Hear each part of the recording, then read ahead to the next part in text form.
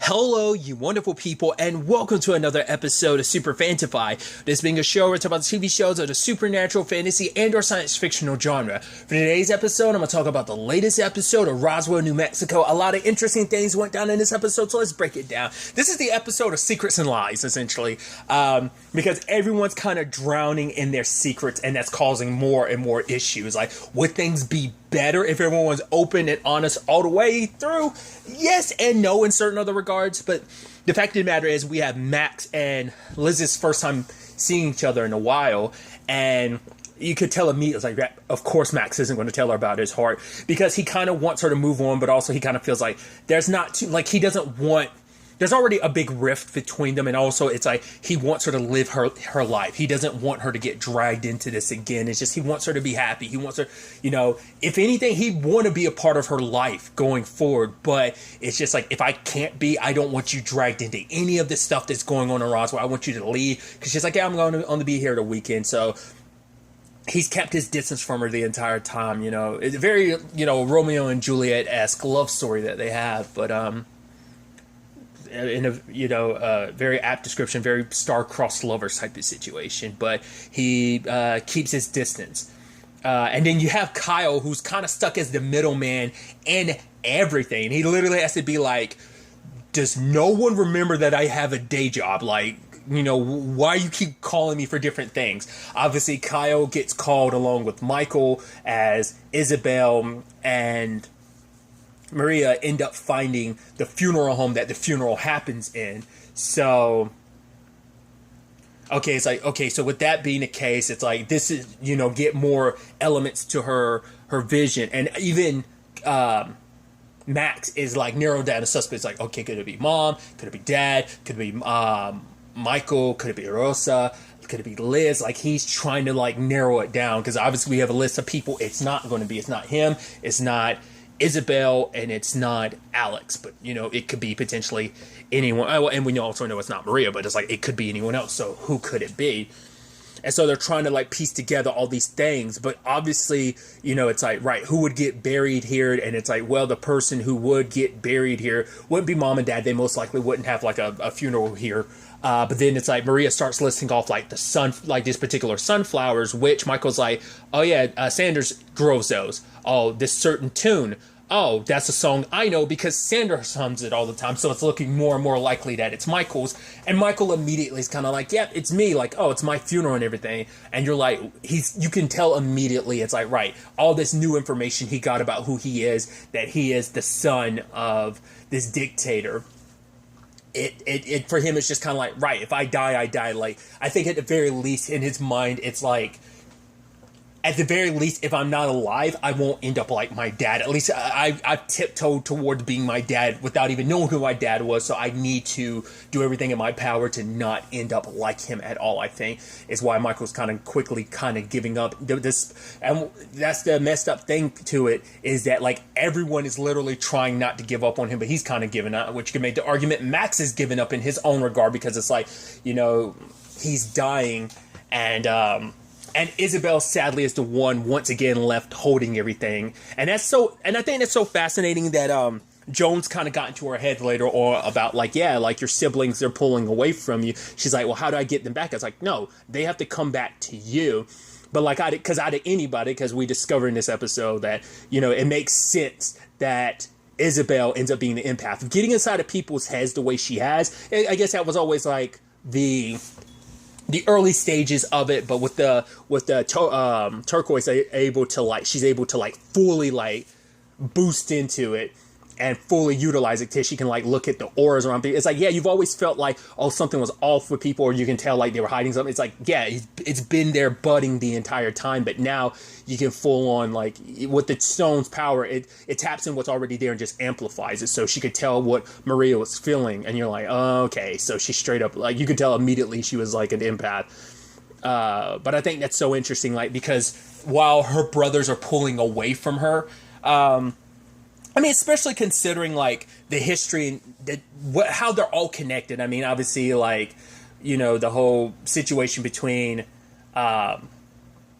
Isabel and Michael's mom, but also like both of their moms being the reason why Max exists. So like they're deeply tied, but their relationship is in a free fall because their relationship has been in a free fall for a long time. And I think they've all been struggling to, like, you know, after everything with Rosa, that kind of pushed and pulled them apart. Obviously, secrets they were keeping in that regard, and just after every little step along the way, it's just kind of like that relationship has gotten damaged more and more over the course of the series, and they're kind of pulling away from each other.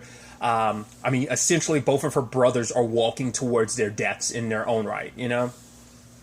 So it's interesting.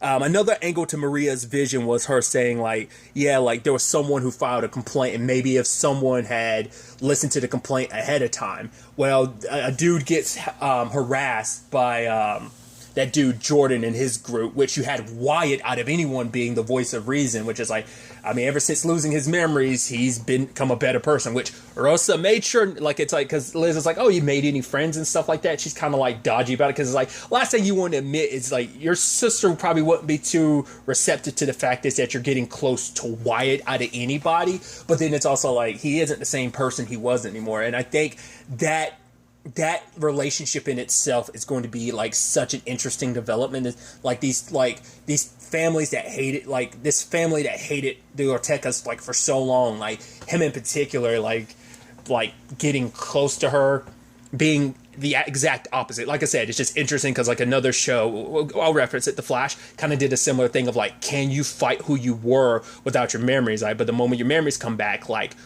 who you were before, does that take precedence over who you've become now? And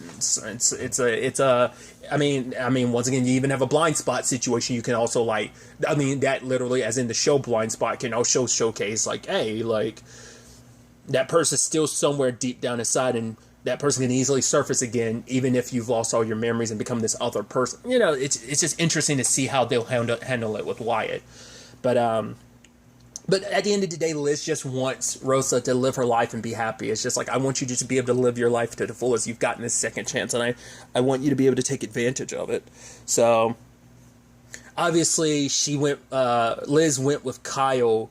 Well, let me circle back, because I didn't finish what I was saying earlier before we circle to that. But obviously, Max like found out about like that group that Kyle's mom had kind of busted up, but it's like, yeah, the moment like Sheriff Valenti, they knew she wasn't going to be around anymore, like they just went back to their old thing, and it turns out the leader of it is the mayor's son, and the mayor and the new sheriff are pretty tight, so that means a lot of stuff could like get swept under the rug. So Max is telling the dudes like, come to me, like file this out and give it to me personally, don't give it to anyone else, which I'm also like, who else works in that? Like, because for the longest time, it's always been Max and Cam. Like, is there actually any other, like, police officers that we never, like, I guess they're just background cops that exist in Roswell. We just don't really get to know on a level like we did Cam and Max.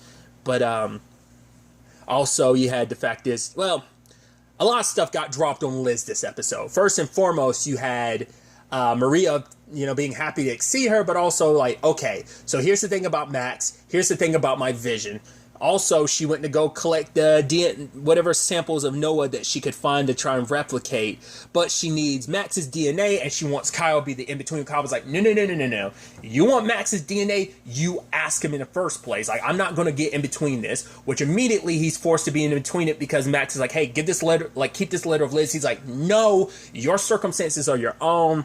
And then also it turns out like, okay, so yeah, there's another me. What? I've been trying to save your life this entire time. Why didn't you tell me? It's like, this dude is dangerous. Like, but for Kyle, it's like, I am your doctor. It's my duty to do no harm. It's me to do my best. Like, you are someone that I am trying to keep alive, and you haven't been giving me the options necessary to keep you alive. But for Max, it's like he's got this unexplainable connection to Jones. Like, he feels this pull, this need to go see him, and he can't quite explain it. And it's kind of, the whole pull is driving him insane. He can't focus.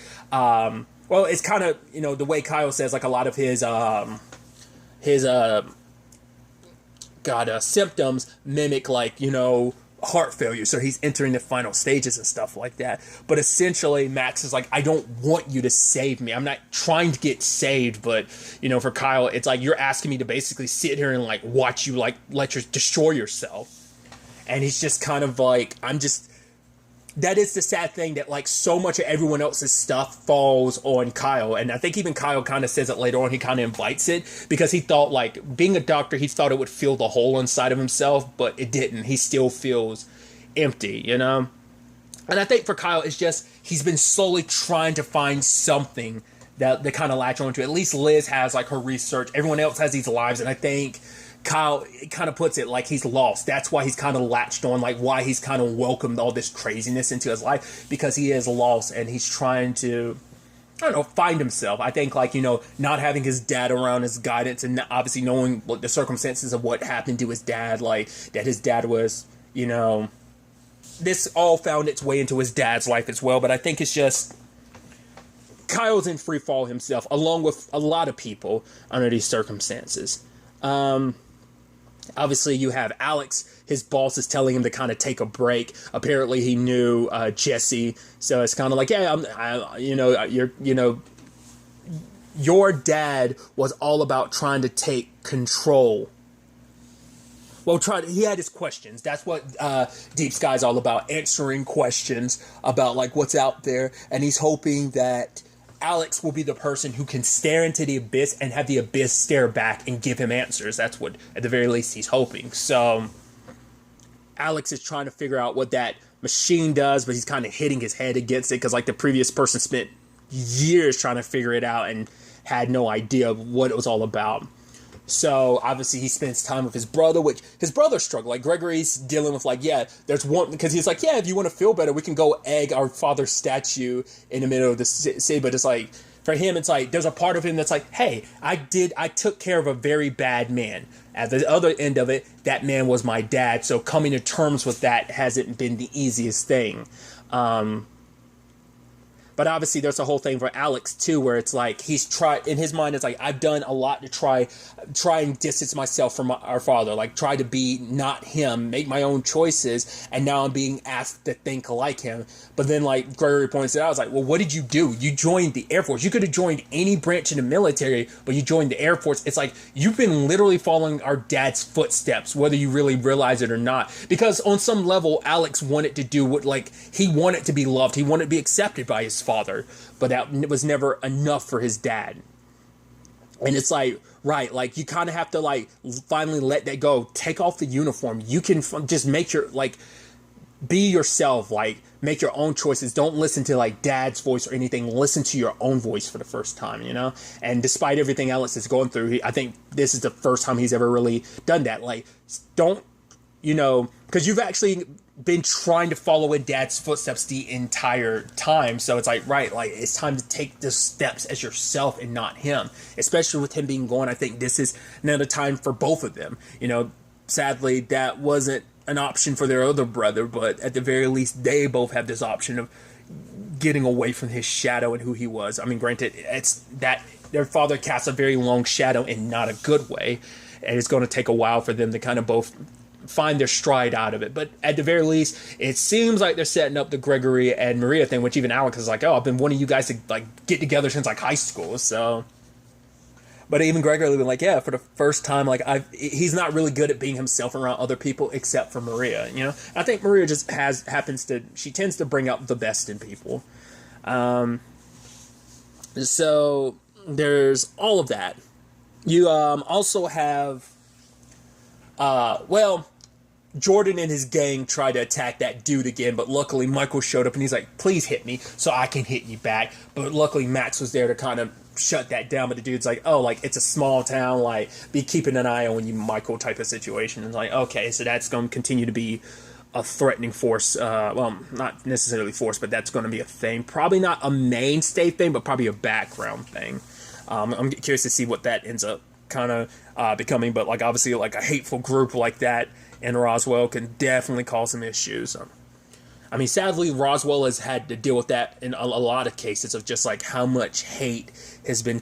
I'm assuming that's going to tie into, like, the reporter that Max, had a one-night stand with. Like, I'm sure it's going to tie into, because her story, she was looking into, like, why there's, like, a rise in, like, hate crimes and just, like, crime in general in Roswell. So I'm assuming those two storylines are eventually going to overlap.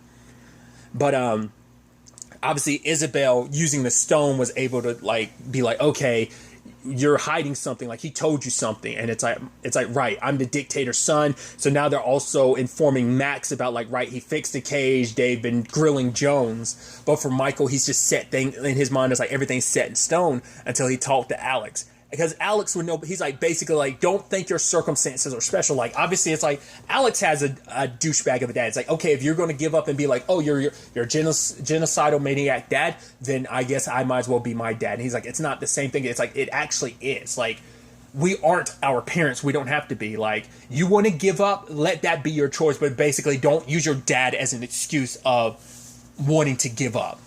Like, if you give up, it's going to be your choice. And he's like, you think that it's you that's dead. You've accepted your fate, but you're going down without a fight because you think you'll deserve it because you are your father, but you're not your father. You're yourself. Because you've always wanted like confirmation, because he's always felt worthless, and so it's like you just wanted confirmation for that. And it's like, right, like if I die because I am who I am. I'm my anger issues, all that I am. It stems from my dad. So as long as, like I said, brought up earlier, as long as he's dead, I think he thinks at least it will end with him. But it's like, right. And it's like, if you think it might be your funeral, but it's not. Because Alex is like, if it was your funeral, I wouldn't cover up, not your funeral. Yeah, because if it was your funeral, I wouldn't cover it up. I would burn down the entire world first. I was like, oh, that's super sweet. And obviously someone like Alex still cares very deeply for Michael. I think Michael's one of the reasons why he's doing what he's doing with Deep Sky.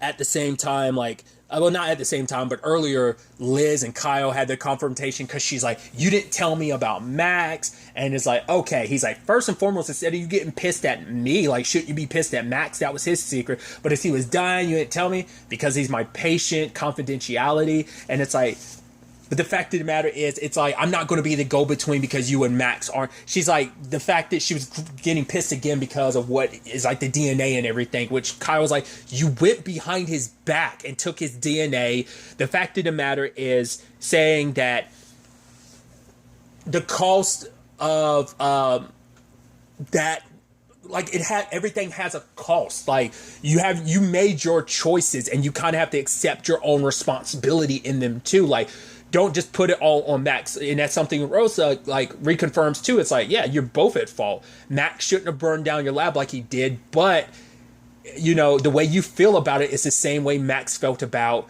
you stealing his DNA. He kind of felt like that was the only response. Like, you both felt like you were doing what you felt like you can only do. Because essentially Kyle was saying, like, you basically got so caught up in, like, the research of it all, you kind of lost sight of everything else. And because of that, you know, it cost you. So Kyle's like, also, if you want to bring up secrets, like, ask Max about the other secret he's got hidden in the desert, which Liz takes that time to talk to Max. And obviously for her, it's like, I'm sorry for what I did, which even he apologizes. It's just, the fact of the matter is she wants to help people, but the fact is she got so wrapped up in her research that she didn't think about, like, the other side of things. She didn't take into account, like, Max asked her to stop and she didn't. And she didn't consider his feelings under these circumstances. She was just so, like, my research. Like, she's so, like, yeah, she has altruistic reasons for why she's doing what she's doing, but she kind of let the other side of things fall because it's like, right, Max is someone that matters. He always has mattered. And so she didn't really take his feelings into consideration, which also he recognizes, like, yeah, I shouldn't have done what I did either because of how important it is to Liz. Like, he could have potentially found another way of handling that, but he went the most extreme route with it. But for Liz, it's a situation, because, like, the reason why she was upset is because Max is the person, she's like, you told me I could do anything. You kind of gave me the strength and let me kind of spread my wings and made me believe that I really could do anything. And then it all came crashing down the moment you destroyed this research, something I put my heart and soul into, of what I could do to help people. But for her, it's like, you know, she hasn't stopped thinking about Max at all. And but Max pushes her away because he talks about it with Isabel. It's like, for one, we can't trust Jones. Anything that comes out of his mouth, the fact is you guys have been talking to him without letting me know. Like, the fact is, you know, and Isabel still being like, no, we need to kind of, as you said, like, we need to come together. It's the three of us. It's like, but also you can tell immediately, like, when Jones was talking to her, that he was manipulating her because once again, you've lost sight of the fact is that Michael made it clear he's a monster, but because of finding out who he is, the son of, that it made him think that he started to believe that he was more of the monster than he was more of the monster than Jones was. But like I said, like last episode, I threw it out there. Like, I still have that inkling, but it'll probably end up not being true, and that's okay. But it just, I still get an inkling, like, maybe Jones isn't who he claims to be, either that he actually, in actuality, is the dictator. I don't know. I don't think that's going to be the case, but there's a possibility. I doubt it. I do believe, like, Jones has his own part to play in everything. What that fully ends up being, whether it is, like, some form of hero, because even Michael was like, yeah, like, it's just us playing out the roles we've always been, me the tyrant, you the savior, because he's always been kind of the screw up, and then Max has always been like the golden boy of their family. He's always been treated as like the golden boy of, like, oh, he can never do anything wrong, essentially, where he's always been in his mind the screw up, and now he feels like, oh, it was already set in motion, considering like our backgrounds and everything. It was already kind of written in the stars, essentially. Pun kind of intended in that regard. But circling back to the point I was making before I kind of went off track there a little bit, was like Max pushing Liz away, because it's like he knows that the moment she finds out about Jones, she isn't going to leave. To be fair, she needs Max's DNA too. They share the same DNA, but that's also because Max has like Noah's heart, and all the, like, those healing properties are there.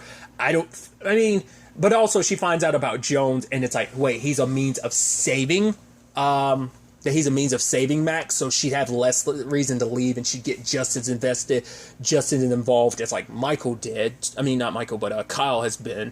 So, which even Isabel has to tell him, like, you've done a lot for us. It's time for you to kind of take care of yourself. You know, you deserve to be happy more so than anybody. So, at the time, Max and I immediately thought Liz was going to follow him, which is still a strong possibility. But, because I wasn't quite paying attention to, like, what direction she was going. Like, she was driving past a sign, so I don't know if that was, like, her leaving Roswell, or whether that was, like I said, her following. I didn't pay as much attention to the sign as I should have. I don't know if that was her leaving Roswell. I don't think so. I think it was maybe her following Max out into the desert to find out what secret it is that he's keeping.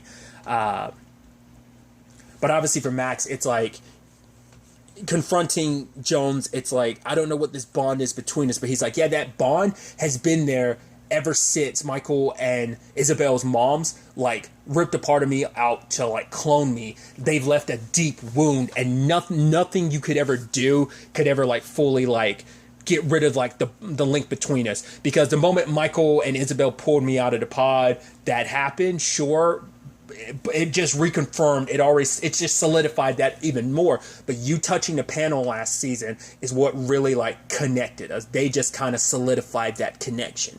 So it's like we are, like, stronger together. Like, when we're apart, we're dead in the water. But for Max, it's like, I don't choose you. I don't want you. I choose them. I choose Liz. And it's like, oh, you're in love. Good for you. But like, all that's going to do is make you weak. So he's saying all the stuff he knows that's going to push Max's buttons. And Max ends up short-circuiting the cage. And Jones knocks him out and locks him up and ends up walking free at the end of the episode. At the same time, something I was kind of talking about earlier is Alex talking to his boss about how his dad handled things. My dad, like, he had plenty of questions, but his questions led to him seeking control. And when it couldn't be something when it was something he couldn't control, he turned it into an enemy. And the fact is that Alex isn't going to have that perspective on things. So for him, it's like, right, it's up to us to decide whether this device is good or evil. I immediately was thinking, like, it has to be something from the ship, right? And so it starts resonating with the stone that Michael had given him.